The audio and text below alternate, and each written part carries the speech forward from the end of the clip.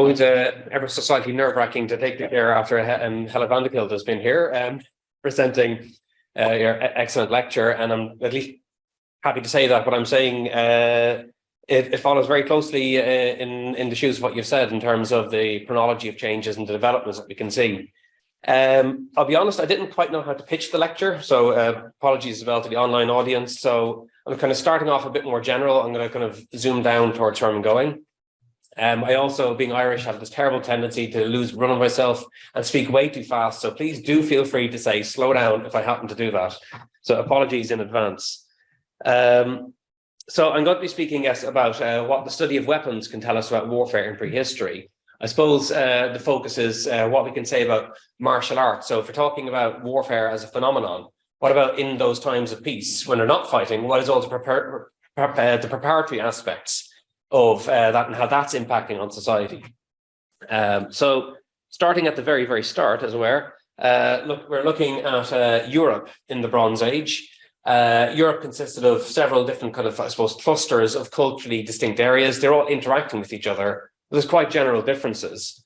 We do love in Bronze Age studies that highly complex and irritating chronologies. I'm not going to make you stuck with that today. I'm breaking things down to very, very broad brushstrokes of earlier Bronze Age, later Bronze Age, and that doesn't really fit properly anywhere. It's kind of a compromise for all areas, but just to give a general sense of things.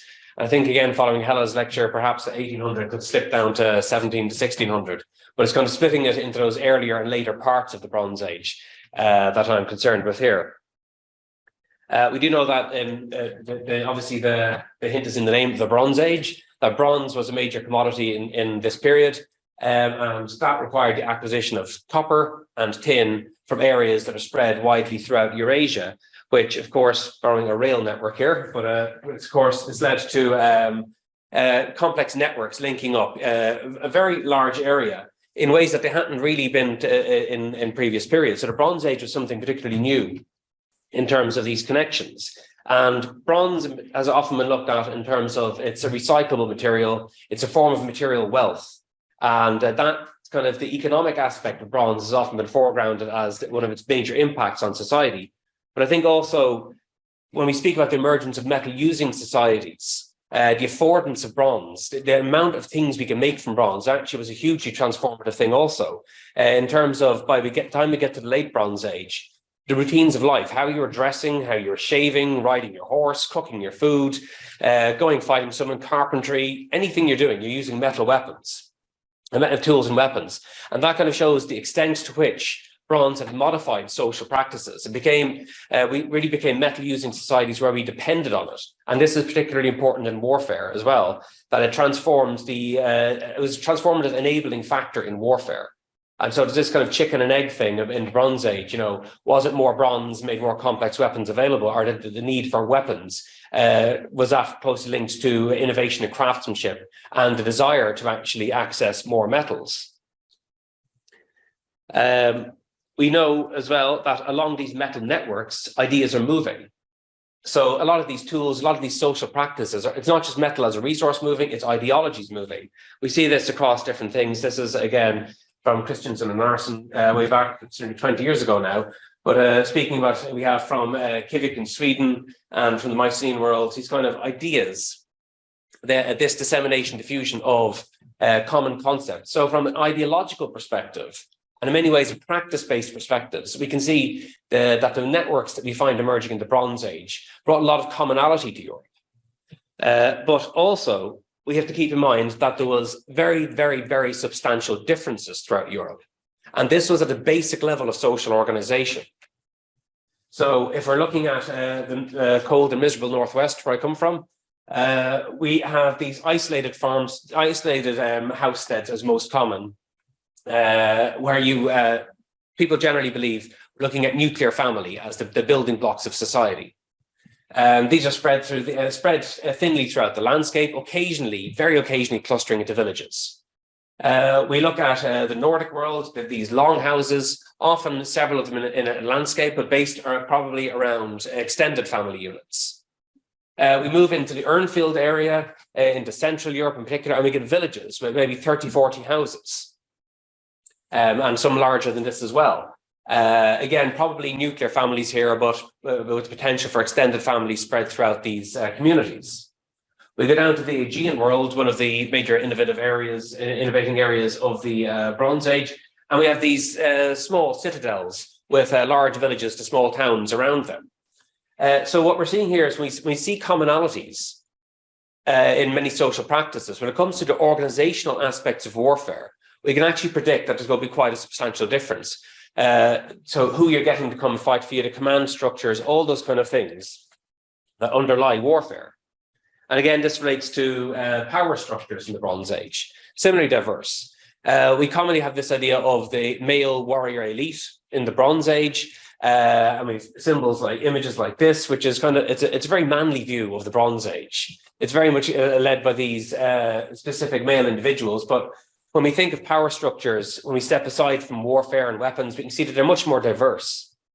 And even if we're to try to, like from the Mycenaean world, grab the very stereotypical kind of feudal vision of society we see here, but we can imagine in other parts of Europe, simpler kind of power structures, so more heterarchical ones in which different status identities perhaps play different roles. It wasn't necessarily all leading up to a chief at the top, down to various different levels of power that could be a little bit flatter.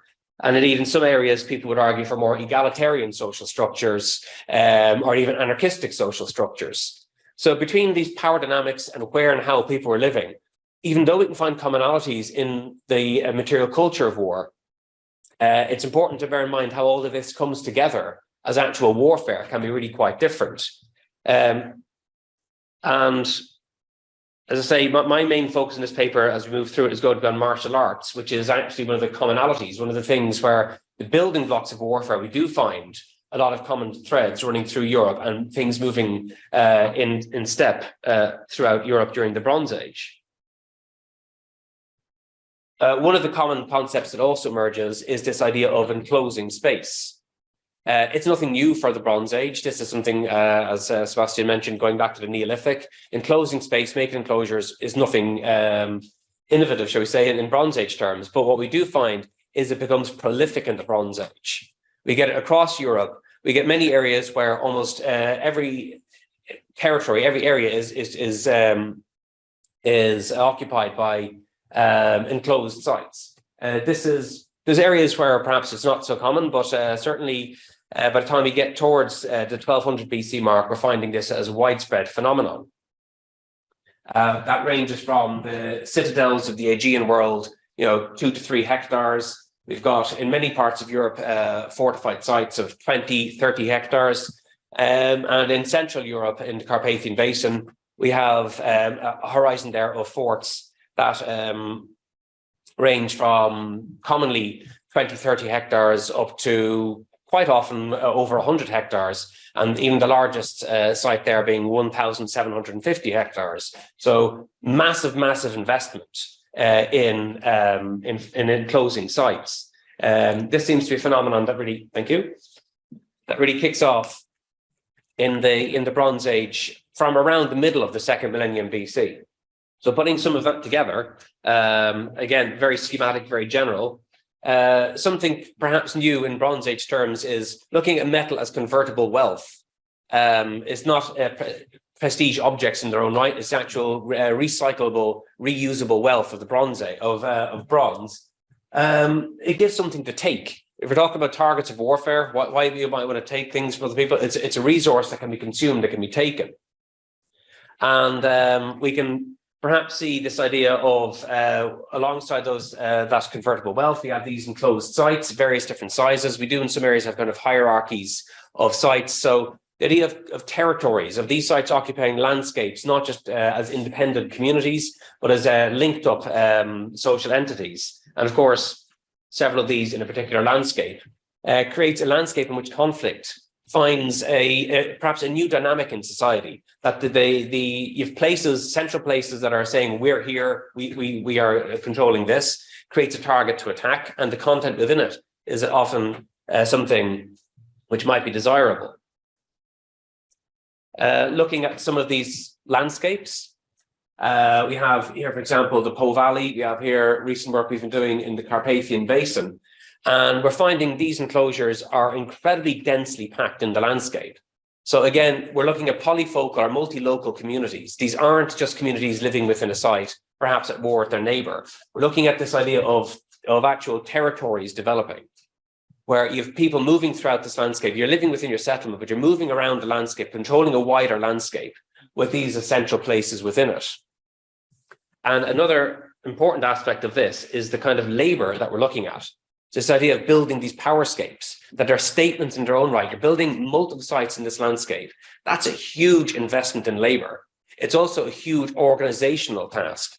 It's getting, this is, digging the Suez Canal, but give you a sense of it's harnessing a lot of labor resources to build and maintain these fortified sites. So that's bringing in an organizational aspect that is something particularly common to the Bronze Age, especially with these larger fortified sites where you're talking about digging massive ditches, some of them 4, 5, 6 meters deep, 6 meters wide, and then chopping down large volumes of trees to bring in and actually build palisades and structures within these sites.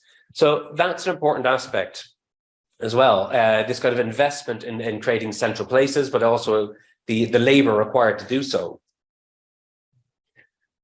So moving towards the martial arts side of it, more towards the material culture side of things, just as a general sense, you could add more to this list. It's the kind of things it's like a wish list, I suppose, of things we'd love to be able to talk about when we're looking at warfare in the ancient world.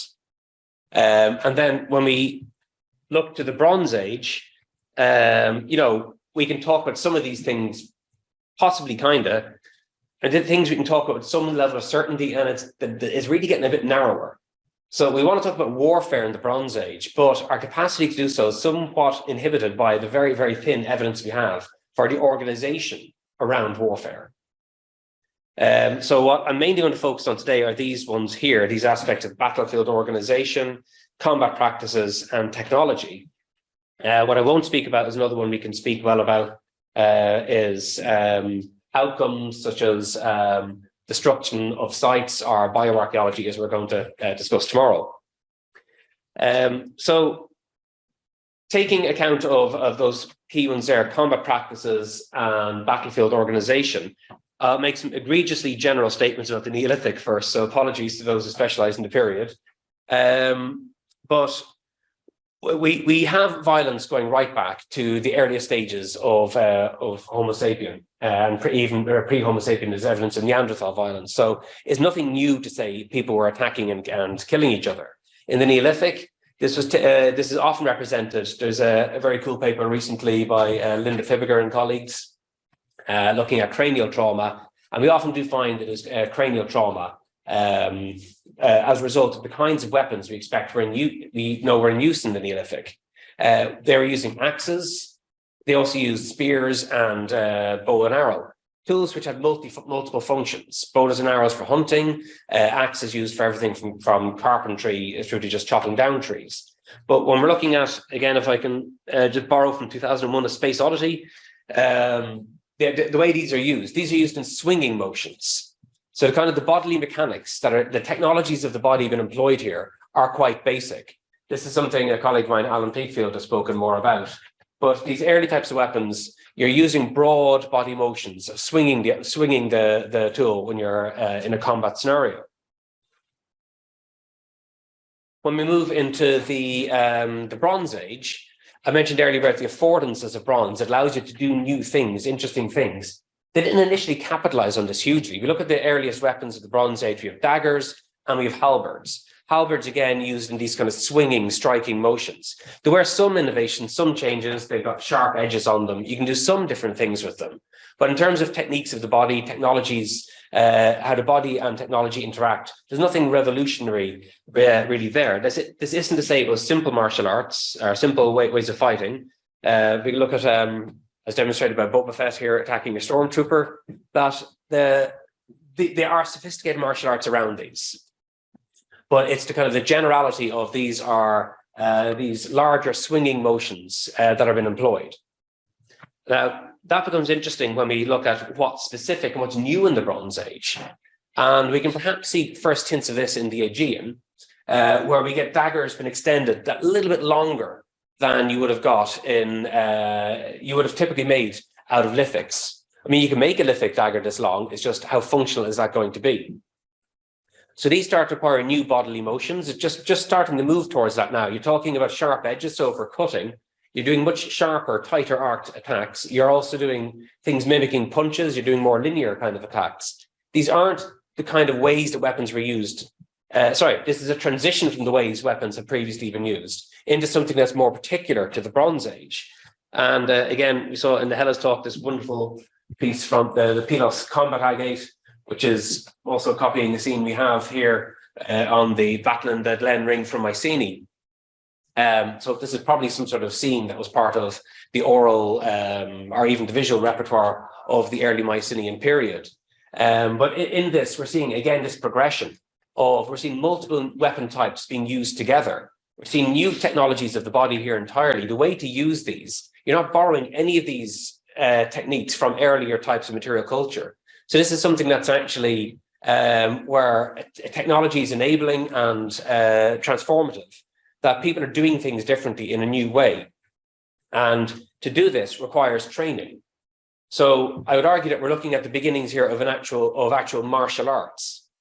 So martial art being, in this case, culturally specific ways of doing things, of ways of using weapons. So one could argue that martial arts, in this sense, are a normative practice. Normative is the recognition of this, a sense of recognition of a style of fighting, a way of doing things that is ours. It's our way of doing things. So we're using these objects and we're doing them in a culturally specific way, but also creates a sense of context or purpose to this. You're looking to advance within your society, you're learning skills, you're doing things in that way, and it's a way of getting status within your particular cultural setting. So it is, in a sense, a pathway to success. And we often think of martial arts in this, in very much the Eastern sense or setting of it, but we do find combat arts, martial arts, spread throughout cultures across the globe. Where we find weapons, we find culturally specific ways of using those weapons and ways that are kind of accepted as normal to that society. We have this going back to the Roman period, I suppose, the gladiators being the example par excellence of these people trained in the use of a really wide, in using and facing a very wide variety of different weapon types. And again, the kind of techniques of the body as well as technologies there interacting together in a transformative way. When we go back further in time, we have Greek pankration fighting. Again, it was in the Olympics of the time, going back to the 8th century BC. So again, this is a formal, recognized way of fighting within that society. Back to the Bronze Age, it's a bit more spurious, but the likes of the boxer Rhiton from Crete, from the palatial periods in Crete, we again have here various types of boxing and wrestling, ways of fighting being demonstrated. We have the boxing boys here, perhaps even suggesting that being brought into this way of life, of learning to fight, actually happened at a very young age in these Bronze Age societies. Something I think is important, but I can't really cover in a whole lot of detail without spending all evening. This is some work by Dave Grossman. He is a psychologist in the American military, and he wrote 2 important books on killing and on combat. I had the pleasure of writing a paper with him going back to 2007, I think now at this stage, looking at these aspects of how the body performs in a combat context. And one of the important things that I really took away from Grossman's work was this idea that the more stressed you get in a combat environment, the harder it is to do simple tasks.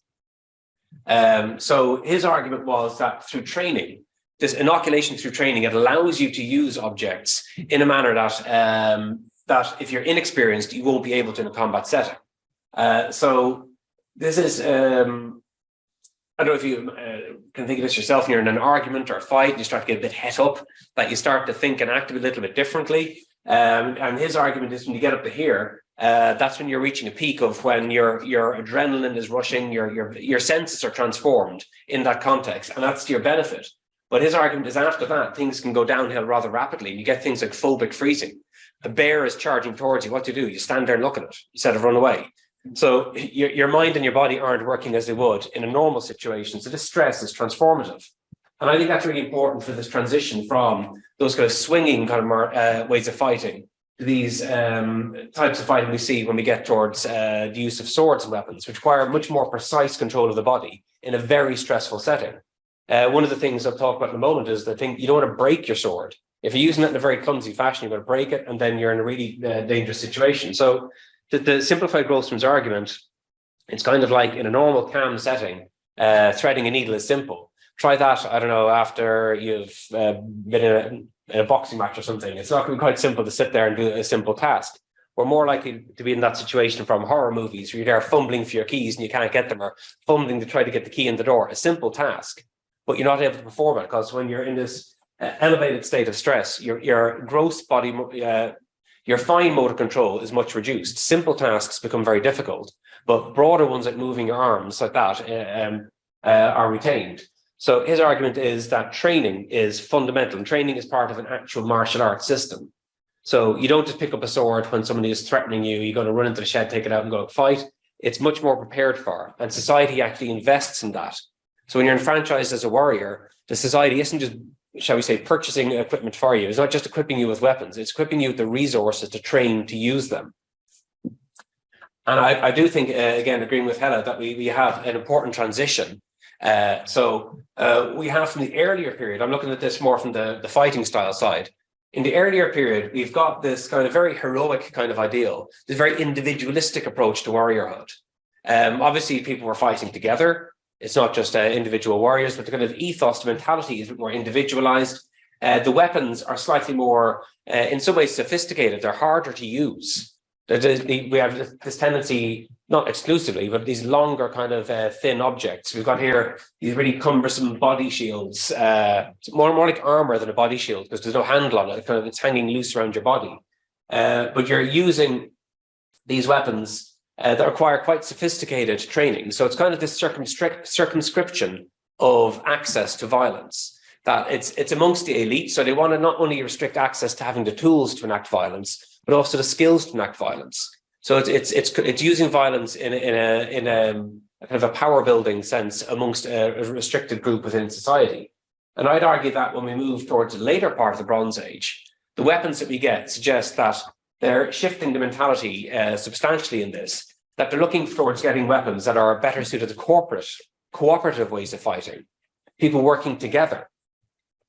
And we see this with the weapons becoming more robust. We get shorter weapons, we get things like shields introduced, spearheads become less elaborate, everything becomes more simplified.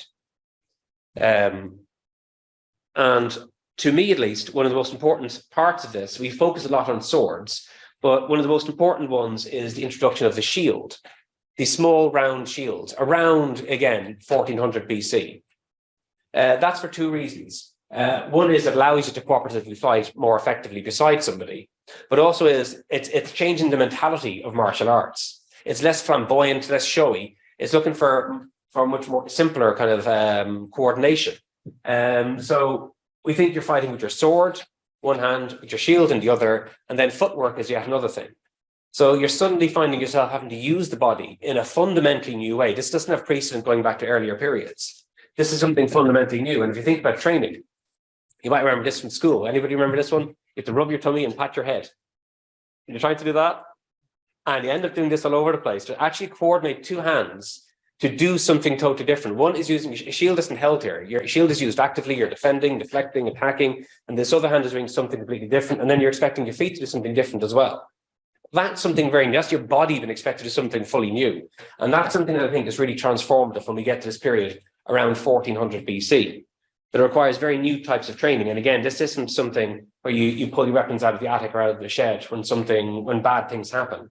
So war isn't, I can't remember who said this, but war isn't like it's not a societal malfunction. It's something expected and predicted and prepared for. So reverse engineering some of this.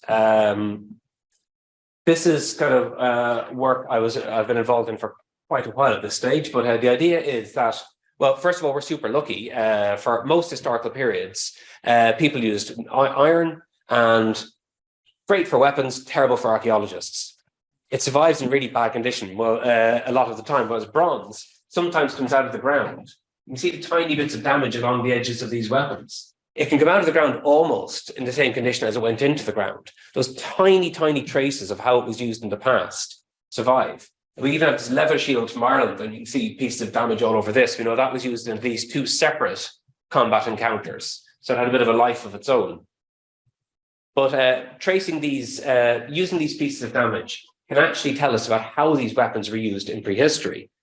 Just a simple example is looking at this shield. With the shield here, this is just one example. This is 4 shields of the same type overlaid against on top of each other. So the damage in the different colors is damage on different shields. But we can see that all 4 shields are damage focused in this area here. You're holding it, it's right around the upper torso. The other part, you've got a little bit of damage here, the lower torso. This half here, the part kind of, if you're holding it, the part out to your side here, very little damage there. So that in itself kind of suggests perhaps that people weren't, you imagine the TV show Vikings, that kind of thing, where you have this shield wall. You're constantly shouting shield wall as if nobody thought of doing it before. Shield wall. They all get together and they have their shields all interlocking.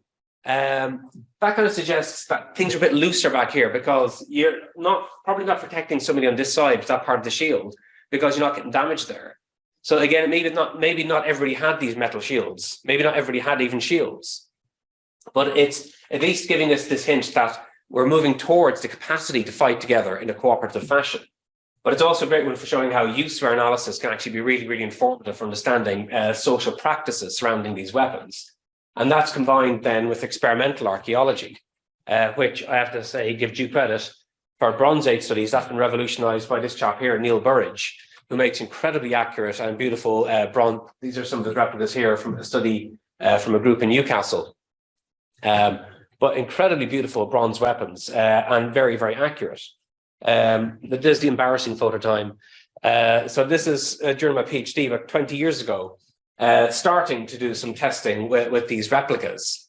And it was early stages of trying to bring together use-ware analysis and experimental archaeology. And I won't say that I did it wonderfully, but I will say that people have been doing it better since me, which is fantastic to see. But one of the problems that arose, identified in my research, was how do you actually do this? Because you want to record, you're trying to use experiments to understand how damage on ancient weapons was inflicted. And of course, that's in a combat setting. So we want to record the damage. So we've got very controlled experiments, these kind of choreographed controlled experiments, where you're using them in a completely artificial fashion. And the damage that's going to be created is equally artificial, but you can record it beautifully. The other one is this idea, I was arguing, of actualistic kind of context, where you're actually in a combat, very choreographed, very planned, more fluid kind of scenario where things are used more loosely. You got more things like relative motion, different objects moving against each other rather than, hold it out and hit it. And it's going to get damaged. We know that. So this is better. But the problem is, how do you record the damage? Because you go 3-4 strikes. How do you know which strike caused which piece of damage? It's a difficult one, but as I say, luckily, people have been getting better at it in recent years and doing some great work. You've got the team in Newcastle, headed by Andrea Dolfini, this paper here by Raphael Herman, and we have this other one here by Valerio Gentil. And again, they've taken this a step forward in trying to combine experimental archaeology and use-ware and what it can tell us about combat. So we can see in Gentil and Verheyen here, it's documenting each of these instances of damage, the character of the damage and how it's created. And it creates an actual archive of the practices that's going to really closely documenting what happened during these sparring and other experimental scenarios. It's something also that Herman et al. Were doing in their study, that a variety of combat scenarios and a variety of more set-piece tests. But they combined, again, archaeometallurgy to see how close the replicas were to the ancient weapons. Not as close as they could be. Neil does a great job, but his copper is a bit clean. But they were close enough to say that mechanically they're performing in the same way as ancient weapons would have. Again, similar idea here of having a whole range of different grades of types of damage and recording when these are inflicted, what caused them, what kind of attacks caused them. So you're actually mapping on to this, things that people are doing. This kind of strike we did, this kind of damage we get, and you trace it back to the ancient object, and you're saying they were doing some similar things. There's an issue of equifinality. I mean, you're hitting things off each other. But there is a certain nuance to several of them that you can say that some aspects of the kinds of actions, the limited range of actions which could have led to that kind of damage. And then you have things like plotting these onto where they fall on swords and spears and other weapons. And that kind of tells us they're not randomly placed. So this isn't somebody running in headlong into a fight and swinging this thing around and hoping for the best. Another thing that I identified yonks back is the idea that the damage can be frequent, but it's very, very rarely severe. If you get one of these swords out and you literally just get like that and you whack one off the other, you're going to get a big, huge dent into the sword, a big knock or notch. You don't get that in the ancient swords. So they knew what they were doing. They knew if you use this and it breaks, you're in a very, very dodgy situation, in a combat situation. So they knew not to do that. But the more important thing is, knowing is one thing, in order to do is a different thing. In order to be able to use them in that context, in that combat environment, they'd have had to have had bodily instruction, bodily knowledge, embodied knowledge of how to actually use these weapons. They weren't thinking, I'll do this, I'll do that. They're making a strike and they're implicitly protecting the weapon in the way that they're fighting. Weapons break, people die, it's warfare. It's not that this was a foolproof system. But the key point is that the distribution and the character of the damage suggests that they were used in this knowledgeable fashion, which allowed them to protect, preserve them, and to use them very effectively. So heading towards concluding and wrapping up, I think trying to force this, shoehorn this kind of level of detail on prehistory on any topic, if we're looking at religion, trade, exchange, anything, political organization, prehistory is always going to fall a bit short. We do what we can, but I think moving forward, from what some of the things we've been looking at here, there are some general conclusions we can come to as we look through changes in the Bronze Age. One is that when we're heading towards, really from 1400 BC, but more so gathering pace 1300, in that 13th century, we start to get the actual material resource, the tools for people to fight together in new and cooperative ways, which actually provides the raw material, if you want to call it an individual raw material, the raw material for armies to develop. That it's not saying everybody was armed the same on the battlefield, but it's this ideology, it's this kind of a shift in martial arts practice that enables people to fight together better in this cooperative fashion. As you go into the Bronze Age, as you go towards this 13th century part of the Bronze Age. These massive forts that we have, what do they tell us? For one thing, this is one of those debates, endless debates that we have in archaeology. If you go back a couple of years, people said Bronze Age weapons were ceremonial, they were non-functional things, they're only to be taken out on a special occasion to ride through the town and go, these are my weapons. And someone go, what's it referring to? If it's a weapon and there's no real weapons, then what does it mean, a weapon? So it didn't really work as an idea. So some experimental archaeology fairly quickly showed weapons were used. There's still a lot of debate about fortifications. Are these actually functional? If you've got a large enclosure, like this with a ditch and a rampart, like a 100-hectare fort, how are you going to defend against an attacking army?